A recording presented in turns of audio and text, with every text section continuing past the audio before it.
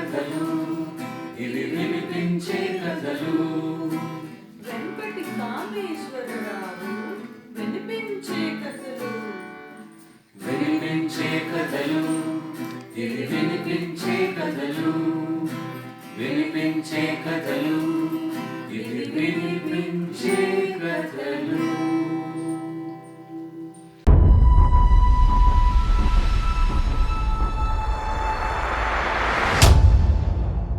వినిపించే కథల ఆత్మీయ శ్రోతలకు సాదర స్వాగతం.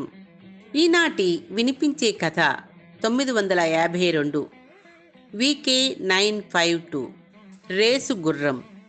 ఈ కథ నవరసాల పక్షపత్రిక ఉషా 2025 నవంబర్ నెల సంచికలో ప్రచురితమైన కథ. ఉషా సంగీతం దీపావళి కథల పోటీలో తృతీయ బహుమతి పొందిన కథ. కలం శ్రీమతి యమునా చింతపల్లి, గళం శ్రీ వెంపటి కామేశ్వరరావు.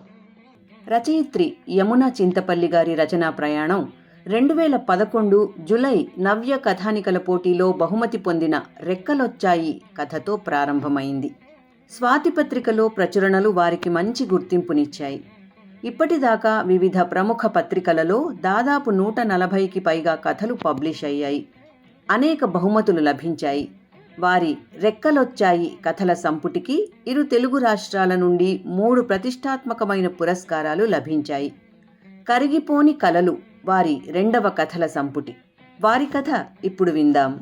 జీవితమంటే అంతులేని ఒక పోరాటం, బ్రతుకు తెరువుకై పెనుగులాడుతే ఆరాటం. కృషి చేశావంటే ఎదురీదేవంటే సాధించేవు గెలిచేవు నీదే జయం. అర్ధరాత్రి దాటినా ప్రగతి కంటికి కునుకు రావడం లేదు.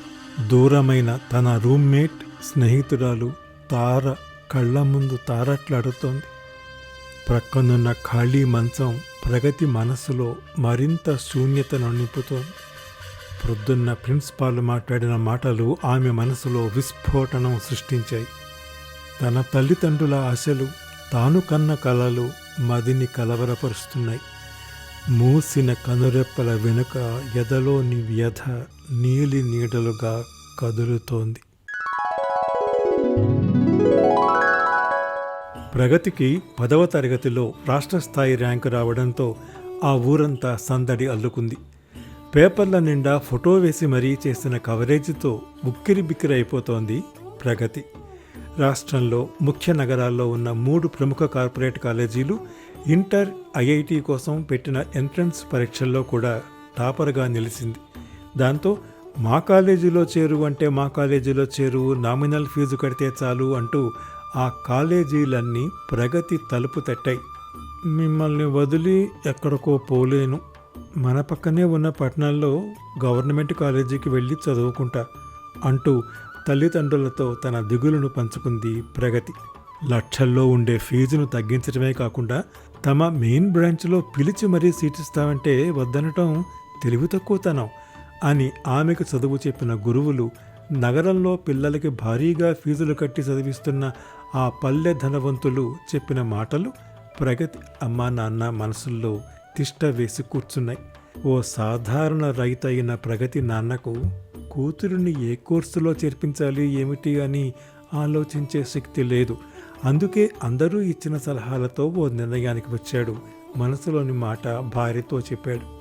పెళ్ళైన 16 ఏళ్లకు పుట్టింది అది, ఒక్కగానొక్క బిడ్డ, నేను వదిలి ఉండలేను, పంపను అంది దుఃఖం అడ్డుపడుతుండగా అమ్మ. అది చదువుల తల్లి, మహారాణి, అసలు బిడ్డలే పుట్టరనుకుని బెంగెట్టుకున్న వేళ అది పుట్టింది ఇందుకేనేమో. మనం చదివించాలంటే లక్షల్లో ఫీజు కట్టాలి, అది మనకు కాని పని. వాళ్ళిచ్చిన అవకాశాన్ని వదులుకోకూడదేమో, ఆలోచించు. కూతురి భవిష్యత్తుపై ఆశతో ఆవిడకి నచ్చ చెప్పాడు. చివరకు ఇద్దరూ ఒక్కటై కూతురిని బుజ్జగించారు. అమ్మా నాన్న చెప్పిన ధైర్యం, బంగారు భవిష్యత్తు గురించి కాలేజీ వాళ్ళిచ్చిన భరోసాతో ప్రగతికి దిగులు తగ్గింది. మనసు నిబ్బరపడి ఉత్సాహం మొదలైంది. కాలేజీ మెయిన్ బ్రాంచ్లో చేరడానికి మహానగరం బయలుదేరింది.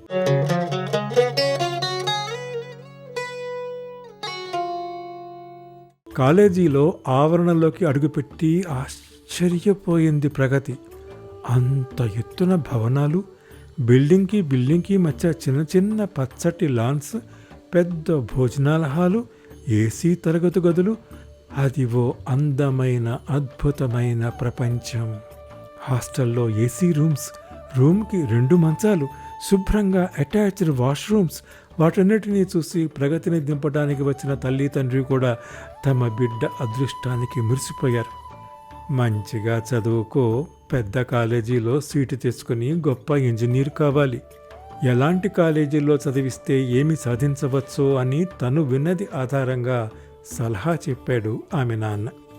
మంచిగా తిను, ఎవరితో ఎక్కువ మాట్లాడవాకు, నీ పనేదో నువ్వు చూసుకో, ఎక్కువ కష్టపడకు, పెందరాలే నిద్రపో. తల్లి ప్రేమనంతా చూపింది అమ్మ. తనతో పాటు చేరుతున్న దోస్తులను, దర్జాగా ఉన్న పరిసరాలను చూసి ఆనందపడింది. నాన్నకు అమ్మకు ధైర్యంగా వీడ్కోలు చెప్పింది ప్రగతి. తను రాష్ట్ర స్థాయి విద్యార్థిని అనేది వార్తాపత్రికల పుణ్యమా అని ఇంచుమించు అక్కడికి చేరిన స్టూడెంట్స్ అందరికీ తెలుసు. అందరూ ఓ ప్రత్యేకతను చూపుతున్నారు తన పట్ల. ఆ గుర్తింపు, అభిమానం కూడా సంతోషాన్ని ఇస్తోంది తనకి.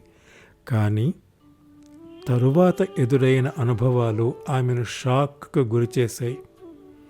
రూమ్లో 2 మంచాల సంఖ్య 4కు చేరింది. మెసిలే చోటు లేకుండా ఇరికించి వేసిన మంచాలతో తన ఊరిలోని కోళ్ల ఫారం గుర్తుకొచ్చింది ప్రగతికి. వాష్రూమ్లు అశుభ్రానికి అడ్రస్లుగా మారాయి. ఇచ్చే ఆహారంలో నాణ్యత తగ్గిపోయింది. ఏం అడిగినా పట్టించుకునే నాదుడు లేడు. వాళ్ళు అందరూ చదవడం లేదా, నీకే వచ్చాయా ఇబ్బందులు అని కసిరే తల్లిదండ్రులో, లేదా అంత లేసి ఫీజులు కట్టాం, ఈ 2 సంవత్సరాలు కాస్త సర్దుబాటు చేసుకుని కష్టపడి ర్యాంకు తెచ్చుకుంటే ఆ తర్వాత అంతా సుఖపడటమే అని తమ ఇబ్బందులో బుజ్జగించే అమ్మా నాన్నలతో పిల్లలు ఎటూ చెప్పలేని స్థితిలోకి నెట్టివేయబడుతున్నారు. ఆ పరిస్థితులలో ఉండటం ప్రగతికి కూడా ఊపిరాడనట్లే ఉంది. పల్లెలో తనుండేది సాదాసీదా 3 గదుల ఇల్లు, 1 వంటగది, మిగతా 2 ఏసీ లేని సీలింగ్ ఫ్యాన్ మాత్రమే ఉన్న గదులు. తన గదిలో టేబుల్ మీద ఉన్న వినాయకుని మట్టి బొమ్మ, సరస్వతీ పటం గుర్తుకొచ్చాయి. రోజూ వాళ్ళకి నమస్కరించే చదువు మొదలెట్టేది. అక్కడే కుర్చీ వేసుకుని ఆ టేబుల్ మీదే రాసుకునేది. ఓ పక్క అల్మారాలో పుస్తకాలు, మరో పక్క నవ్వారు మంచం. హాయిగా దూసుకొచ్చే గాలి, వెలుతురు. ఈ గదులు, మంచాలు పడుకోవటానికే కదా, చదువుకి స్టడీ రూము, తినడానికి డైనింగు అన్నీ ఉన్నాయిగా అని సర్ది చెప్పుకుంది. ఆ సర్దుబాటు అంతటితో ఆగలేదు. వార్డెన్ తెల్లవారుజామునే లేపేస్తుంది. రాత్రి 10 పడుకోవాల్సిందే. ఈ మధ్యలోని సమయం అంతా చదువుకే అంకితం. స్కూల్ అయిపోగానే ఆటలు తప్పనిసరి ఆడేది.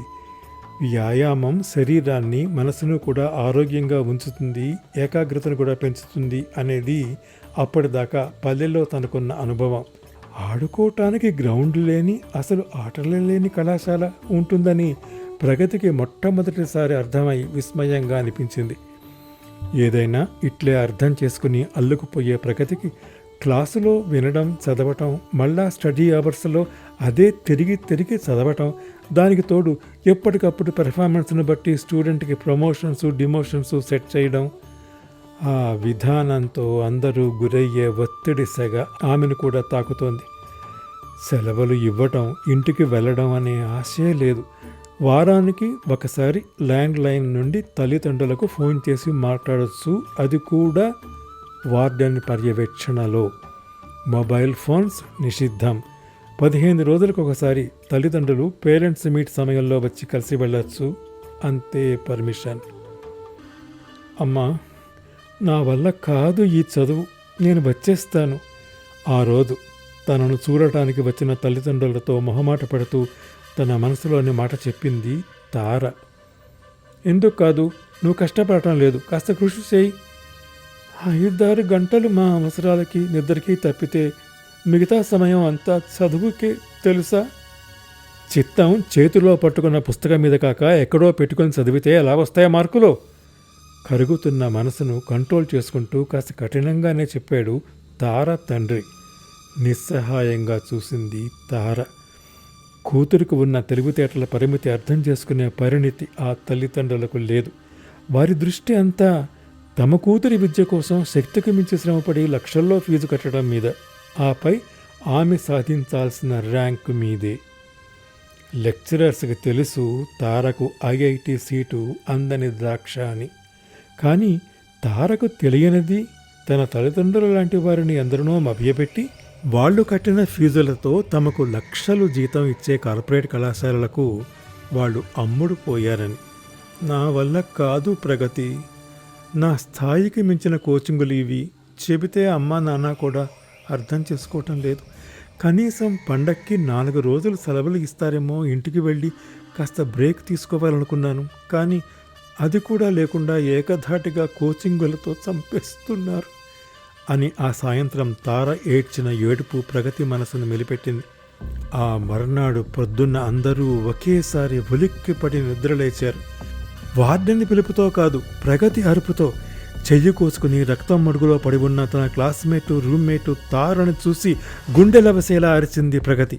అరక్షణాల్లో కాలేజీ అంతా గుప్పుమంది ఆ చావు వార్త. మీడియా వాళ్ళు వచ్చారు. తార తల్లిదండ్రులు గుండెలు బాదుకుంటూ మధ్యాహ్నానికి చేరుకున్నారు. ఎలా మేనేజ్ చేశారో, ఏమి బెదిరించారో తెలియదు. కానీ ఎప్పుడూ వచ్చే కడుపు నొప్పి తట్టుకోలేక ఆత్మహత్య చేసుకుంది అని పేపర్స్లో, టీవీలో తార తల్లిదండ్రుల స్టేట్మెంట్తో సహా వార్తలు వచ్చాయి.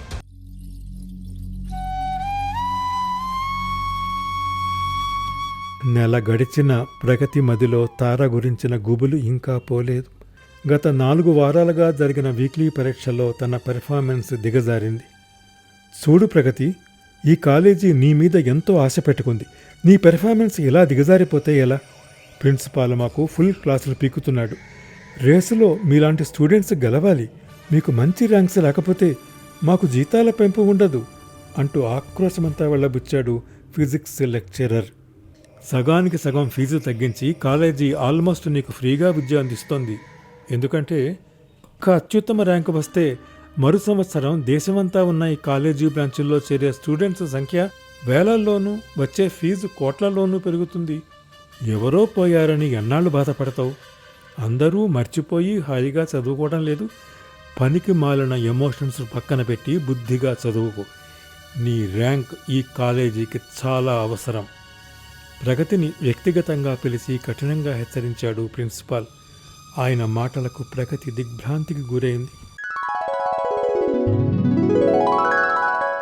నేను మంచి ర్యాంకు తెచ్చుకుంటాను. ప్రామిస్ డాడీ, నేను గెలుస్తాను. పక్క బెడ్ మీద నిద్రపోతున్న లత కలవరింపుకు ఇహంలోకి వచ్చింది ప్రగతి. పొద్దున్న ప్రిన్సిపాల్ చేసిన హెచ్చరిక, ఫిజిక్స్ లెక్చరర్ మాటలు ఆమెను పట్టి కుదుపుతున్నాయి. మీకు సబ్జెక్టులో ఏమైనా డౌట్స్ ఉంటే అడగండి, మొహమాట పడకండి. మీరు బాగా చదువుకోవాలి, భవిష్యత్తులో ఉన్నత పదవులు అందుకోవాలి అంటూ విద్యను అందించటానికి తమ ఎదుగుదల గురించి తన పల్లెటూరులో స్కూలు ఉపాధ్యాయులు చూపిన తపన గుర్తుకొచ్చింది. ఎవరన్నా ఒంట్లో బాగుండకో, ఏదన్నా అవసరాలకో స్కూలు మానినా వాళ్లకు ప్రత్యేకంగా కొంత అదనపు సమయాన్ని కేటాయించి సహాయపడేవాళ్ళు. అంతే తప్ప వాళ్ళు ఎప్పుడూ పిల్లలు మంచి మార్కులు సాధిస్తే తమకు వచ్చే గుర్తింపు లేదా స్కూలుకు వచ్చే పేరు ప్రతిష్టల గురించి ప్రస్తావనే తేలేదు. ఇక్కడి లెక్చరర్స్కి, ప్రిన్సిపాల్కి వాళ్ల కెరియరు, పెరిగే జీతాలు ముఖ్యం. ఆ కార్పొరేట్ కాలేజీ యజమానులకి వారికొచ్చే కోట్ల ఆదాయం ముఖ్యం. దానికి రేసు గుర్రాలు మా స్టూడెంట్స్. మేము పందెంలో గెలవచ్చు లేదా కాళ్ళు విరిగి పడచ్చు. ఇలాంటి చోట చదువు కొనసాగించలేనేమో అనే భావం ప్రగతి మనసంతా ఆక్రమించుకుంది.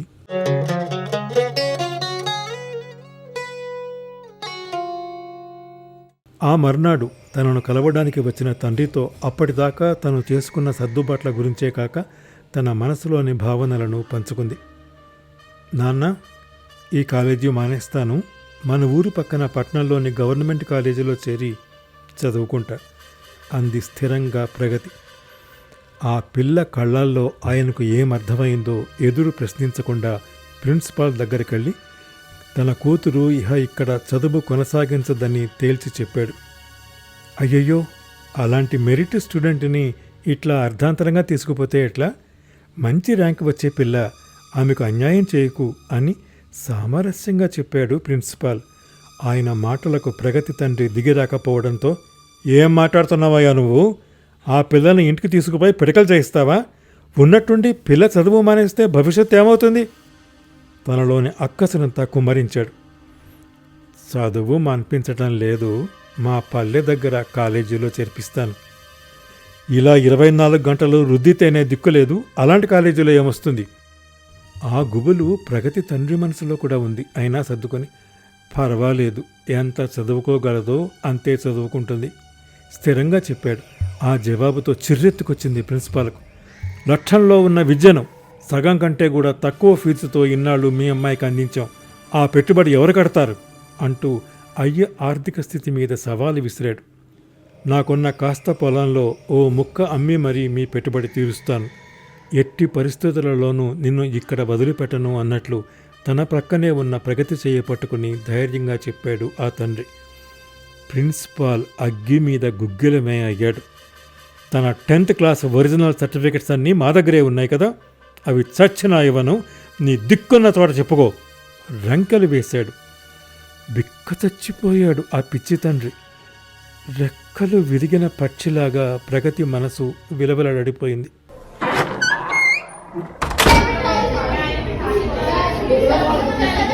అంతలో విసురుగా తలుపు తీసుకుని ఆ రూములోకి హడావిడిగా 6 డజను మంది ప్రవేశించారు.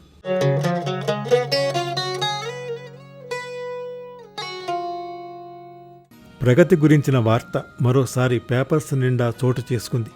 అది ఆమె సాధించిన ర్యాంకు గురించి కాదు, తను ప్రదర్శించిన ధైర్యాన్ని గురించి. ప్రగతి అనే సీనియర్ ఇంటర్ విద్యార్థిని ఇచ్చిన రహస్య సమాచారంతో ఆ కాలేజీ తీరుతెన్నుల గురించి హఠాత్తుగా తనిఖీకి వచ్చిన విమెన్ కమిషనర్ ప్రగతిని స్ఫూర్తిదాయకంగా తీసుకుని ముందుకు వచ్చి అక్కడ తాము పడుతున్న ఇబ్బందుల గురించి పంచుకున్న తోటి స్టూడెంట్స్. తక్షణమే మీరు స్టూడెంట్స్కు శుభ్రమైన పరిసరాలతో పాటు ఆరోగ్యవంతమైన ఆహారాన్ని కూడా అందించండి, విపరీతమైన ఒత్తిడికి గురి చేయని విద్యాబోధనా విధానం అవలంబించండి అంటూ ఆర్డర్స్ జారీ చేసిన కమిషనర్. ఆ తనిఖీలు అంతటితో ఆగలేదు, ఇతర కాలేజీలలోనూ కొనసాగాయి. ఆ విధంగా ఆరోగ్యకరమైన పరిస్థితుల్లో ఒత్తిడి లేని విద్యా విధానానికి ప్రగతి ముఖ్యమైన పాత్ర పోషించినట్లయింది. ఓ 6 నెలల తరువాత దేశమంతటా ప్రగతి పేరు మారుమోగిపోయింది. ఓ పల్లెటూరులో పుట్టి పెరిగి ఐఐటి ప్రవేశ పరీక్షల్లో అత్యుత్తమ శ్రేణి సాధించిన ప్రగతి.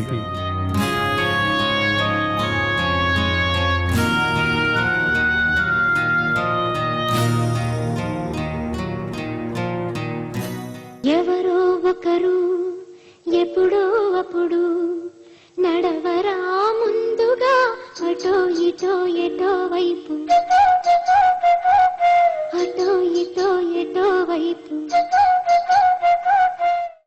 ఇంతవరకు మీరు 952వ వినిపించే కథ VK952 రేసు గుర్రం విన్నారు. ఈ కథ నవరసాల పక్షపత్రిక ఉషా 2025 నవంబర్ నెల సంచికలో ప్రచురితమైన కథ. ఉషా సంగీతం దీపావళి కథల పోటీలో తృతీయ బహుమతి పొందిన కథ. కలం శ్రీమతి యమునా చింతపల్లి, గళం శ్రీ వెంపటి కామేశ్వరరావు. ఈ కథను నేను వినిపించే తీరు మీకు నచ్చితే లైక్ చేయండి, మీ అమూల్యమైన అభిప్రాయాన్ని కామెంట్ రూపంలో నాకు తెలియజేయండి, మీ కాంటాక్ట్స్కి షేర్ చేయండి. నా వినిపించే కథల ఛానల్కి సబ్స్క్రైబ్ చేసి మీ ఆదరణ, అభిమానం, ప్రోత్సాహం అందించండి. తప్పక అందిస్తారు కదా. నమస్తే.